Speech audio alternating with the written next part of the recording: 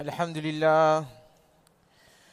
لله نحمده ونستعينه ونستغفره ونؤمن به ونتوكل عليه ونعوذ بالله من شرور أنفسنا ومن سيئات أعمالنا من يهده الله فلا مضل له ومن يضلله فلا هادي له ونشهد أن لا إله إلا الله وحده لا شريك له ونشهد أن سيدنا ونبينا ومولانا محمدا عبده ورسوله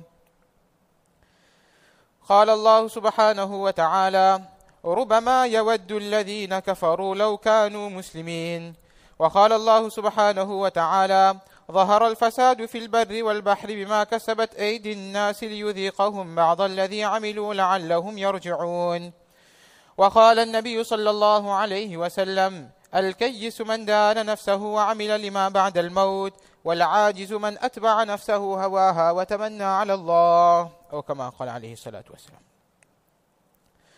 Chers frères, je remercie Allah subhanahu wa ta'ala qu'Allah subhanahu wa ta'ala nous a donné ce iman, cette foi, ce kalima la ilaha illallah Muhammadur Rasulullah.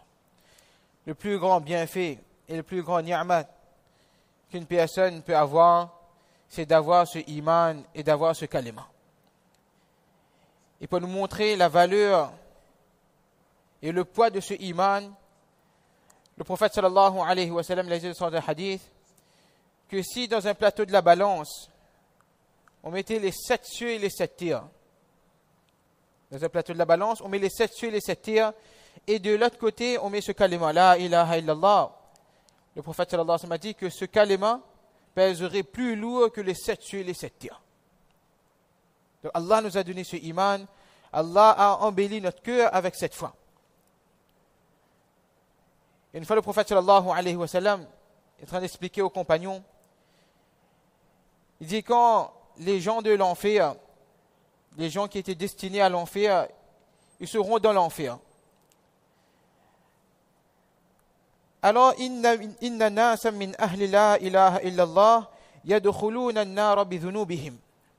Et dans l'enfer, il y aura certaines personnes du kalima, c'est-à-dire qui étaient musulmans, eux aussi, ils seront dans l'enfer à cause de leur péché. Ils devront passer quelque temps dans l'enfer à cause de leur péché. Alors, ces personnes qui n'avaient pas la foi, qui sont destinées à être dans l'enfer éternellement, quand ils vont voir ces musulmans, alors ils vont dire à ces musulmans, ils disent, sur cette terre, vous nous disiez d'obéir à Allah, de faire telles actions. Et là, regardez, vous êtes avec nous de l'enfer. À quoi ça a servi votre iman et à quoi ça a servi votre foi? Alors là, Allah subhanahu wa ta'ala, en entendant les paroles de ces personnes-là, Allah subhanahu wa ta'ala va devenir en colère. Et là, Allah subhanahu wa ta'ala, il va ordonner que ces personnes qui avaient un atome de iman dans leur cœur, alors qu'ils soient retirés de l'enfer et ils seront admis au paradis. Donc ce iman qu'Allah nous a donné, mes frères, ça c'est un très grand cadeau de la part d'Allah subhanahu wa ta'ala. Et Allah subhanahu wa ta'ala a fait qu'à cause de ce iman, à cause de cette foi, chaque action que le mu'min il va faire, il y aura une valeur chez Allah subhanahu wa ta'ala. Il y aura un impact non seulement de la vie éternelle, il aura son impact de la vie éternelle, mais sur cette terre même, ses actions auront un poids et un impact sur cette terre. Dans le akhirat, cette personne aura des récompenses. Une fois le prophète sallallahu alayhi wa sallam a dit aux compagnons, il dit hier soir j'ai vu des choses étranges. Et il a dit que j'ai vu un membre de ma communauté qui était dans la tombe et le azab est arrivé pour essayer d'attraper cette personne. Et là, le wuzu, l'ablution que cette personne avait l'habitude de faire, alors ce wuzu est venu et a fait obstacle à cette punition, à ce azab al-qabr. Donc le wuzu, parce qu'on est musulman, on fait ce wuzu il a un impact dans la vie après la mort. Donc le wuzu va devenir un obstacle pour pas que le azab, le châtiment de la tombe touche cette personne. Les anges qui sont chargés de punir les gens, ils viendront pour essayer d'attraper une personne. Et là, la salade fera obstacle. Que non, ça c'est une personne qui faisait la salade, tu n'as pas le droit de prendre cette personne-là. Une personne, le prophète sallallahu alayhi wa sallam dit, j'ai vu une personne de ma communauté en train de mourir de soif. Et là, le rosa, le jeune est venu et il a sauvé cette personne de cette punition-là. Donc nous voyons que l'action que le musulman il fait sur cette terre, il y a une répercussion de l'akhirat, ça c'est automatique. Mais sur cette terre même, Rasulullah sallallahu alayhi wa sallam nous a montré dans différents endroits, dans différentes circonstances, que nos actions, l'action du croyant a un impact sur la situation du monde et sur l'univers. Une fois le prophète sallallahu alayhi wa sallam a dit le hadith, en ce sens, que tant qu'il y aura une personne qui dira Allah, Allah sur cette terre, le qiyamah n'arrivera pas. Juste la présence du mu'min, du croyant, alors ça maintient l'organisation de cet univers. Maintenant, juste le fait d'être mu'min, maintenant pensez un peu l'action que ce croyant il va faire. Une fois le prophète sallallahu alayhi wa sallam, il était assis à côté de la Kaaba. Alors une personne est venue le voir. Il a dit au prophète d'Allah que j'avais des marchandises qui devaient arriver, mais le bateau qui a emmené mes marchandises a fait naufrage de la mer.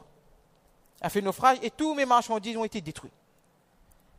Alors le prophète sallallahu alayhi wa sallam s'est assis bien pour montrer l'importance de la parole qu'il va dire.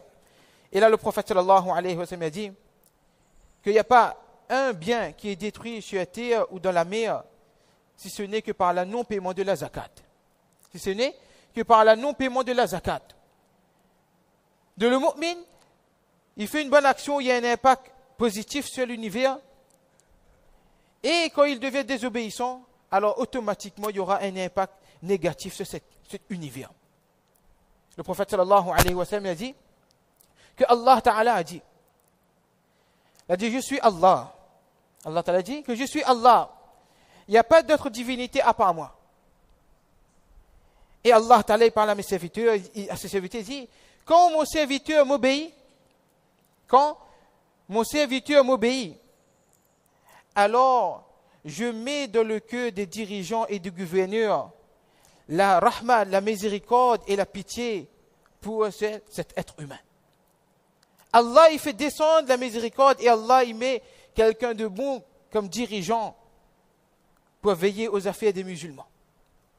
Et Allah il met la pitié et la muhabbat dans le cœur de cette personne pour les musulmans.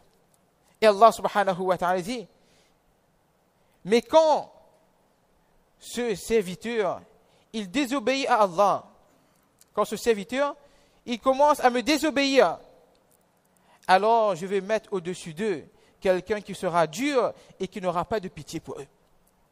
Et Allah subhanahu wa ta'ala dit, donc ce n'est pas la peine de vous occuper à critiquer vos dirigeants ou vos gouverneurs, mais souciez-vous plutôt de votre correction, de votre islah.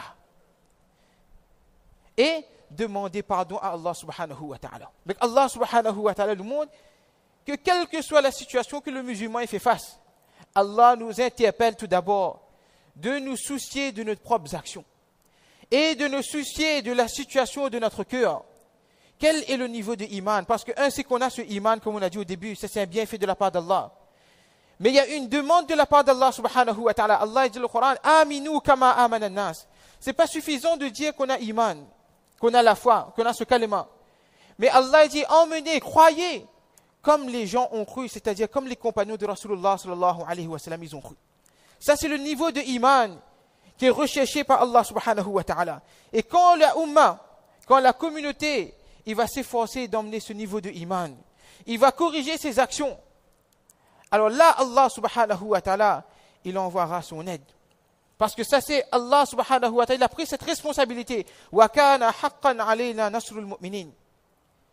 Allah il a pris cette garantie d'aider les croyants. Mais à condition que les croyants, son niveau de iman est au niveau demandé par Allah subhanahu wa ta'ala. Ses actions doivent être avec les qualités qui est demandées par Allah subhanahu wa ta'ala. Et dans un hadith, le prophète sallallahu alayhi wa sallam nous a montré clairement quelle est la force de l'action du croyant. Abdullah bin Umar radiallahu ta'ala nous dit que le prophète sallallahu alayhi wa sallam nous a raconté une histoire. Il dit qu'il y avait 3 personnes qui étaient du peuple avant vous. Alors ces personnes, ils sont partis en voyage. Alors arrivé la nuit, alors ces 3 personnes-là, ils sont partis dans une grotte pour passer la nuit dans cette grotte et pour le lendemain continuer leur voyage. Alors quand ils sont arrivés dans cette grotte, alors un galet est descendu du haut de la montagne et a fermé la porte de cette grotte. A fermé la porte de cette grotte. Maintenant, ils ne pouvaient plus sortir de cette grotte. Alors ils se sont concertés entre eux. Alors ils ont dit qu'il y a une seule solution pour pouvoir sortir de cette grotte-là. Et c'est quoi cette solution? Illa an tad'u Allah bi salihi a'malikum. C'est qu'on demande dua à Allah, on interpelle l'aide d'Allah par l'intermédiaire de nos bonnes actions. Parce qu'Allah, il a mis une force dans ses actions. Donc allons demander dua à Allah par nos actions. Et dans ce récit, le prophète sallallahu alayhi wa sallam veut attirer notre attention sur 3 branches de dîn. Les ulama ont expliqué qu'il y a 5 branches de dîn. Le iman, imaniyat, ibadat. Le iman, c'est-à-dire la foi. Les ibadat, c'est-à-dire les actes d'adoration. C'est-à-dire notre relation, le droit entre nous et Allah subhanahu wa ta'ala. Nos devoirs envers Allah. Après, il y a le mu'amalat, nos transactions, dans notre commerce, etc. Après, il y a le mu'asharat, c'est-à-dire notre vie sociale. Et notre akhlaq, c'est notre comportement en général. Notre iman et nos ibadat, ça c'est un lien avec Allah subhanahu wa ta'ala. Et ça c'est une chose que uniquement Allah subhanahu wa ta'ala est c'est entre Allah et son serviteur.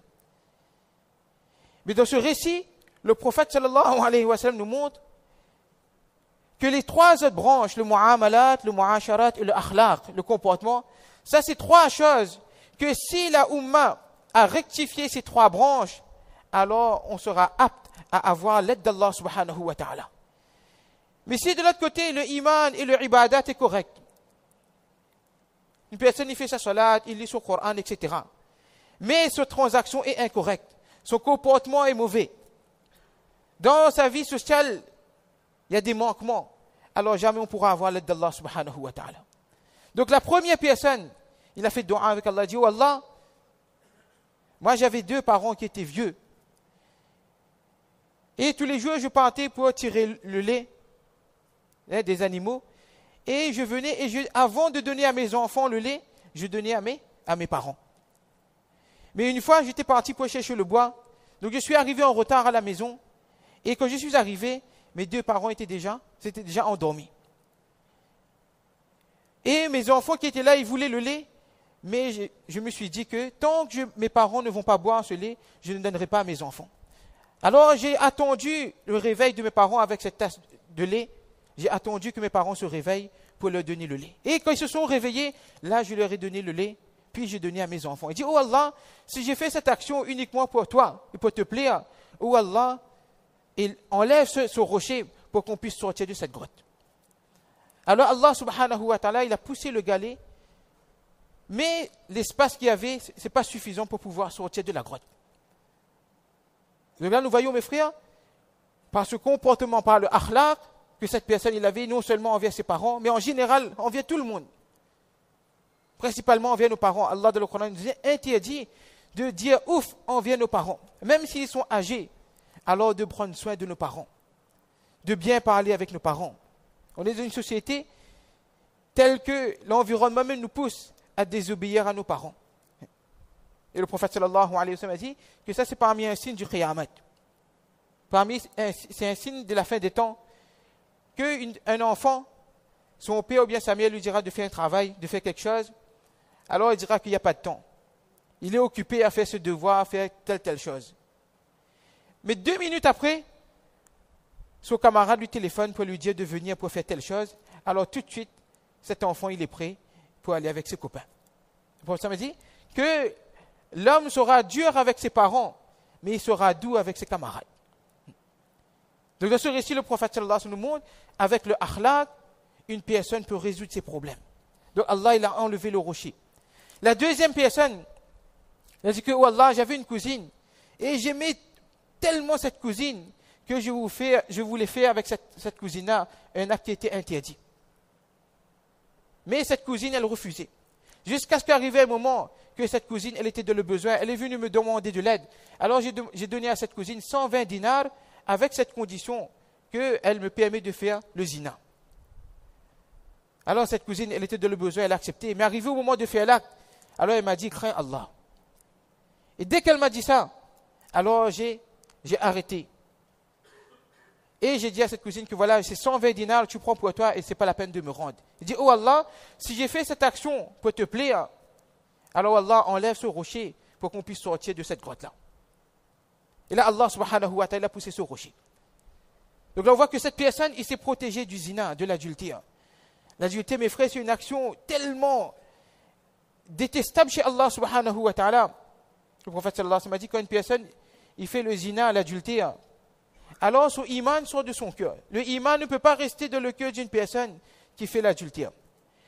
Et après son action, alors là, le iman, il revient dans son cœur. Tellement cet acte est mauvais, mes frères. Et le prophète sallallahu alayhi wa sallam a dit dans ce hadith qu'il y a 3 personnes qui sont détestées chez Allah et que Allah subhanahu wa ta'ala ne regardera pas ces personnes avec un regard de miséricorde le jour de Qiyamah.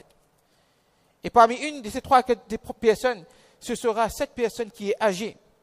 Il est d'un âge avancé, il a déjà un pied de la tombe, on va dire. Et cette personne, il continue de faire l'adultère. Ça, c'est une personne qui est détestée chez Allah subhanahu wa ta'ala. Et mes frères, la porte de l'adultère sera fermée quand la porte du nikah et du mariage sera facile. L'islam a facilité le mariage, mes frères. Rasulullah sallallahu alayhi wa sallam nous a donné des exemples à travers la vie des sahaba, comment le nikah était facile. Plus on rendra le nikah et le mariage facile, plus nos jeunes et nos moins jeunes seront protégés du zina et de l'adultère. Parce que l'adultère est telle que ça emmène de nouvelles maladies. Il n'y a pas de solution pour ces maladies. Le prophète sallallahu alayhi wa sallam dit que l'adultère sera généralisée.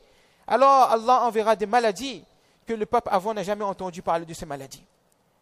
Donc en tant que musulmans, en tant que pères, en tant que parents, alors nous devons le plus possible faciliter le mariage de nos enfants. Je ne veux pas dire que de marier avec n'importe qui, n'importe comment. Mais ce que je veux dire, c'est que notre mariage et notre nikah se rapprochent de la sunnah de Rasulullah sallallahu alayhi wa sallam. Le moins de dépenses possible. Le prophète sallallahu alayhi wa sallam dit, le mariage qui a le plus de barakat, c'est ce mariage qui a le moins de dépenses. C'est ce mariage qui se rapproche le plus de la sunnah de Rasulullah sallallahu alayhi wa sallam. Et c'est dommage, mes frères, qu'aujourd'hui on voit que nos mariages, aujourd'hui, on est en train de faire des mariages qui sont comme les autres.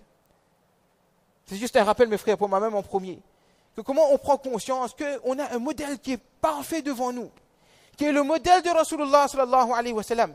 Et le mode de vie de Rasulullah sallallahu alayhi wa sallam, et l'islam qu'Allah nous a donné, c'est pas que dans la joie, il n'y a pas de règlement dans la joie, que quand on est joyeux, on fait ce qu'on veut. Ou bien quand on est triste, on fait ce qu'on peut quand on est triste. Non, dans la tristesse, Allah et son prophète sallallahu alayhi wa sallam nous ont enseigné que dans la tristesse, qu'est-ce qu'on doit faire?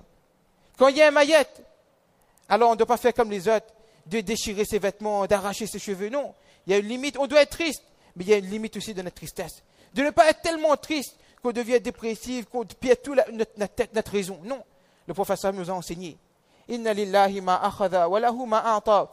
Que s'il y a quelqu'un qui est décédé dans la famille, le prophète sallallahu alayhi wa sallam dit que ça c'est un doua, il nous a enseigné un doua, que à Allah appartient ce que Allah nous a donné et ce que Allah a pris, mais ça aussi ça appartient à Allah. Ça c'est un doua qui nous réconforte. Donc de la tristesse, le prophète sallallahu alayhi wa sallam nous a enseigné comment faire. Quand il y a un janaza, alors d'exprimer cette tristesse, comme le prophète sallallahu alayhi wa sallam nous a enseigné. Janaza, c'est un moment où on doit tirer des leçons, que demain ce sera notre tour. Alors d'emmener cet environnement qu'on est en train de penser, on est en train de méditer comment on va mourir. Et que ce janaza, ce maillet, ne doit pas être un moyen qu'il y a la joie, on ne connaît même pas s'il y a un maillet qui est présent là. Que ce soit du côté des dames, que ce soit du côté des hommes. Si on ne prend pas conscience de ces choses, alors notre maillet va devenir comme le mariage. Et de l'autre côté, quand il y a un moment de joie, il y a le nikah, il y a le mariage, alors là aussi le prophète sallallahu alayhi wa sallam nous a enseigné d'exprimer notre joie, d'exprimer notre contentement, d'encourager les nouveaux mariés, mais aussi de ne pas partir de cet extrême que comme les raids, comme les autres communautés, eux ils font leur mariage. Comment eux ils font leur fête? Parce que le prophète sallallahu alayhi wa sallam dit que si nous allons imiter les autres dans nos mu'asharat, alors jamais on pourra avoir l'aide d'Allah subhanahu wa ta'ala. Même si de l'autre côté, on fait correctement notre salat, on dépense pour le din d'Allah, mais si dans nos mu'asharat, dans notre vie sociale, alors on passe de côté, on dit que l'islam a trop de limites, alors nous il faut dépasser cette limite pour que notre mariage et nos moments de joie soient extraordinaires. Non mes frères, ça c'est une tromperie de shaitan. Le plus possible, comment on ramène notre joie et notre tristesse, comme Rasulullah sallallahu alayhi wa sallam nous a enseigné. Et la troisième personne, il a dit que, oh Allah, j'ai employé des personnes pour faire un travail pour moi. Quand ils ont terminé leur travail, alors j'ai leur donné leur salaire. Mais il y a un employé. Lui, il est parti avant que je lui donne son salaire. Et qu'est-ce que j'ai fait avec ce salaire? Alors j'ai fait fructifier ce salaire. Des années après, il est venu me voir et il m'a demandé son dû, son salaire. Alors je lui ai dit que regarde, tous ces chameaux et tous ces cabris et tout ce que tu vois, ça t'appartient. Alors cette personne, il m'a dit, arrête de plaisanter avec moi. Je veux juste mon salaire, pourquoi tu plaisantes, tu me dis que tout ça m'appartient. Et là je lui ai dit que non, quand tu es parti, alors j'ai fait fructifier ton bien et tout ça t'appartient. Il a dit, oh Allah, si j'ai fait ça uniquement pour te plaire, oh Allah, enlève ce rocher de cette grotte. Et là, Allah subhanahu wa ta'ala, il a enlevé ce rocher. Et là, les trois personnes, ils ont pu sortir de cette grotte. Donc, même dans le mu'amalat, dans les transactions, le prophète sallallahu alayhi wa sallam nous a enseigné comment on fait notre transaction. Dans le hadith, le prophète sallallahu alayhi wa sallam dit « U'tul ajira ajrahu qabla an yajiffa araquhu » ou comme a dit alayhi salatu wa sallam. Donnez l'employé son salaire et ce qu'on lui doit avant même que sa transpiration sèche. C'est-à-dire de ne pas attendre des jours et des jours après qu'on a fixé la date pour payer à cet employé. Cette personne, il a travaillé. Cette personne, il a une famille. Cette personne, il a des responsabilités. Donc Allah subhanahu wa ta'ala, il a emmené un bien pour nous. Maintenant, cette personne, il a travaillé et il a son droit dans ce bien qu'Allah nous a donné. Parce qu'en réalité, tous les biens qu'on reçoit, c'est de la part d'Allah subhanahu wa ta'ala. Donc cette personne, il a travaillé, alors de lui donner son plein salaire. De lui donner son plein salaire. Donc quand les trois branches de din seront correctes, alors là, on pourra avoir l'aide d'Allah subhanahu wa ta'ala. Et dans ce hadith, le prophète sallallahu alayhi wa sallam nous montre un point important. Que la première personne qui a fait dua, il a fait de bonnes actions. Mais Allah, il a ouvert le galet, mais un espace pas suffisant pour que les trois puissent sortir. La deuxième, pareil. Seulement que la troisième personne, il a fait ce dua, que là, le rocher était éloigné, et là, ils ont pu sortir. Donc, le prophète sallallahu alayhi wa sallam nous enseigne à travers ce récit, qu'une personne, il fait son souci pour lui-même, que moi, ma transaction est correcte. Moi, ma relation, mon comportement est correct. Je ne me soucie pas de ce qui se passe autour de moi. L'aide qu'il pourra avoir, ce sera suffisant pour lui tout seul, mais ce ne sera pas suffisant pour la Ummah. Alors que cette communauté que le prophète sallallahu alayhi wa sallam il a établie, c'est une communauté qui est générale, ce n'est pas individuel. Le prophète sallallahu alayhi wa sallam il a été envoyé pour l'humanité en entière. Le prophète sallallahu alayhi wa sallam il a formé les sahaba à être pour tout le monde, pas seulement pour soi-même, pas seulement pour soucier de soi-même. Donc comment chacun d'entre nous, on fait souci pour nos actions, pour notre comportement, pour notre mu'amalat, nos transactions, mais également on fait souci pour notre frère. Allah subhanahu wa ta'ala, une fois, il a ordonné Jibril alayhi salatu wa salam de détruire une ville. Awha Allahu ila Jibril alayhi salatu wa salam, an iqlib madinata kadha wa kadha bi ahliha. Faqala ya Rabbi inna fihim abdaka fulanan. Lam ya'sika tarfata 'ayn. Jibril alayhi salatu wa salam, il est arrivé dans cette ville pour détruire cette ville. Et là, il arrive sur un homme qui est pieux. Tellement cet homme est pieux, il dit que cet homme n'a jamais désobéi à Allah subhanahu wa ta'ala, ne serait-ce que le clignotement d'un œil. Tellement il était obéissant à Allah. Alors Jibril alayhi salatu wa salam, il retourne auprès d'Allah subhanahu wa ta'ala. Il dit, oh Allah, il fait inna fihim abdaka fulana lam ya'sika tarfata 'ayn. Que oh Allah, dans cette ville que tu m'as ordonné de détruire, il y a un serviteur qui ne t'a jamais désobéi. Alors Allah subhanahu wa ta'ala, il ordonne Jibril alayhi salatu wa salam, iqlibha alayhi wa alayhim fa inna wajhahu lam yatama'ar fiya sa'atan qattu. Il dit au Jibril, retourne cette ville, détruis cette ville avec cette personne pieuse. Parce que cette personne, en voyant la désobéissance de la masse, alors son visage n'a même pas, comment on va dire, il ne s'est même pas soucié de la désobéissance de la masse qui était autour de lui, de son environnement. Donc mes frères, si on veut avoir l'aide d'Allah subhanahu wa ta'ala, alors on fait un effort sur nos propres actions, mais également on fait un souci pour notre famille, pour nos enfants, pour nos proches, et en général pour l'humanité en entière. Et tous les jours, on doit faire dua avec Allah, que, oh Allah, tous les manquements qu'on a eus, oh Allah, comble ces manquements, oh Allah, pardonne nos péchés.